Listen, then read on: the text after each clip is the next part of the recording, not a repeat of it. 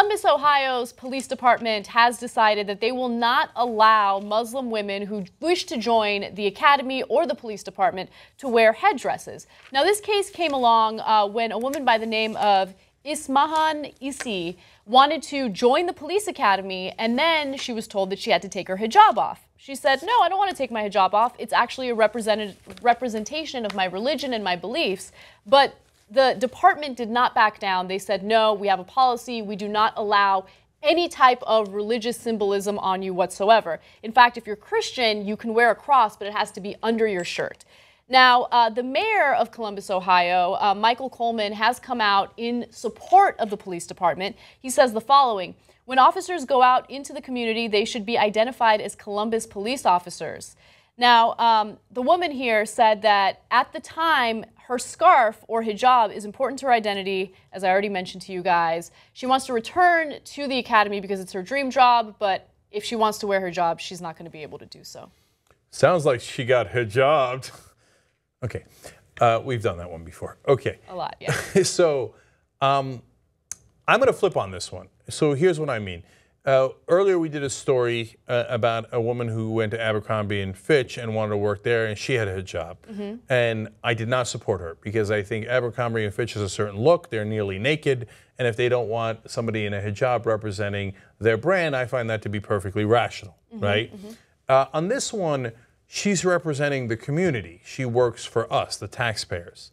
Well, we have to be fair and equal to everyone who comes for a government position, right? So it's not, the government can't be like Abercrombie and Fitch and be like, I didn't like your hijab, it doesn't match your outfit at all, sorry, you can't work here, right? So whether you're wearing a yarmulke, or you got dreadlocks, or you got a hijab, or you're a Sikh with a turban, of course you should be allowed to be a police officer. You're part of the community, and I think that it's perfectly reasonable to make accommodations for that. And this is coming from a person who doesn't believe in religion at all.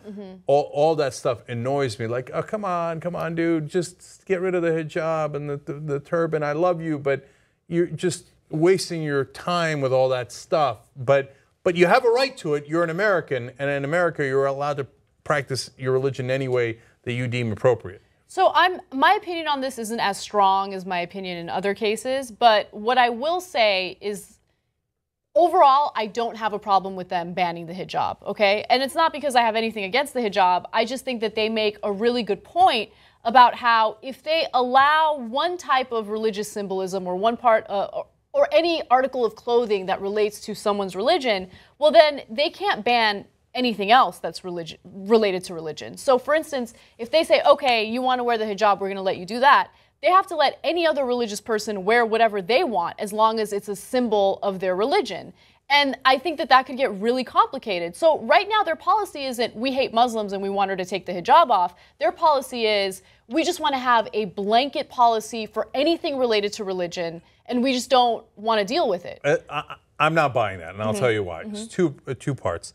One, Jacobs here says, I want whoever pulls up to the scene as being recognized as a Columbus police officer that doesn't turn anyone off.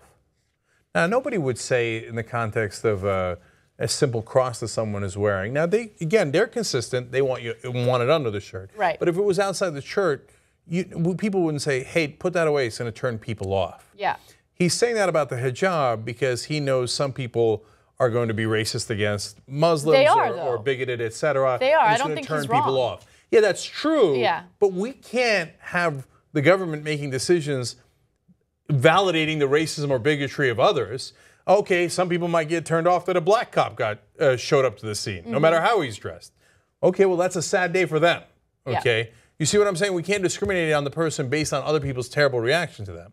I get what you're saying, but a black person can't change the color of their skin. Whereas a hijab... But for them, that would be changing the context of their religion and their identity, right? So, okay, now the other part of this is, wait, bounds of reason. Like, what? Okay, and even one of the cops here says, what if the next day, or I think the mayor said it, the next day it's a burqa? Yeah. Okay, no. You have to be able to carry out your job, right? Even with a hijab. So if you've got a burqa on and you can't run and you're tripping over your burqa, well, then you can't be a cop, right? Because you can't do the job. It's like the guy who was Muslim and didn't want to handle pork products at checkout. Yeah. Well, dude, then you can't do that job. You got to go get another one, right?